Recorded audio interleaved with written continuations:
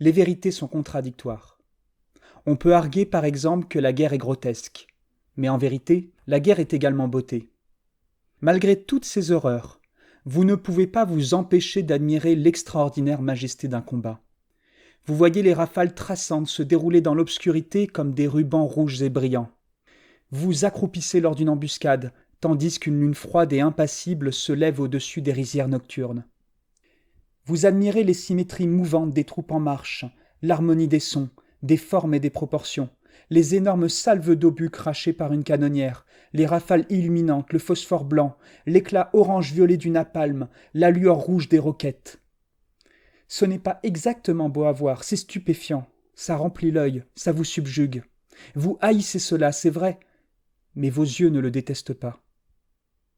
Comme un incendie de forêt dévastateur, comme un cancer sous un microscope, toute bataille ou bombardement ou barrage d'artillerie a la pureté esthétique d'une indifférence morale absolue, une beauté puissante, implacable. Et un récit de guerre véridique vous dira la vérité à ce sujet, bien que cette vérité soit laide. Faire des généralisations sur la guerre, c'est comme faire des généralisations sur la paix.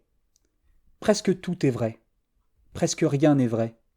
Au fond, peut-être guerre est-il seulement un synonyme de mort, et cependant, n'importe quel soldat vous le dira, la proximité de la mort implique une proximité équivalente de la vie.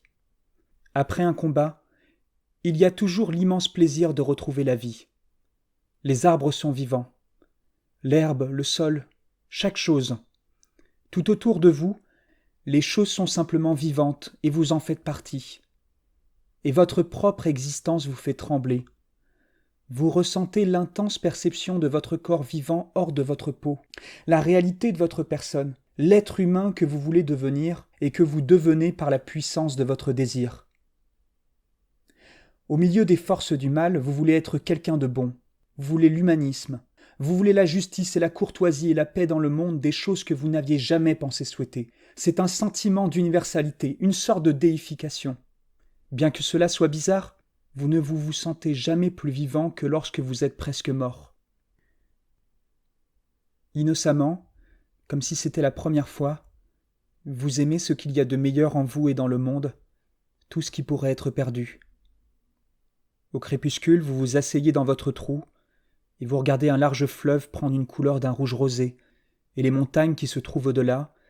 Et même si le lendemain vous devez traverser le fleuve et aller dans ces montagnes et faire des choses abominables et peut-être mourir, malgré cela vous vous surprenez en train d'observer les colorations du fleuve, vous ressentez de l'émerveillement et de l'admiration devant le coucher du soleil, et vous êtes empli d'un amour fort et douloureux pour l'image que vous vous faites du monde et qui devrait être éternelle mais qui n'existe pas à ce moment-là.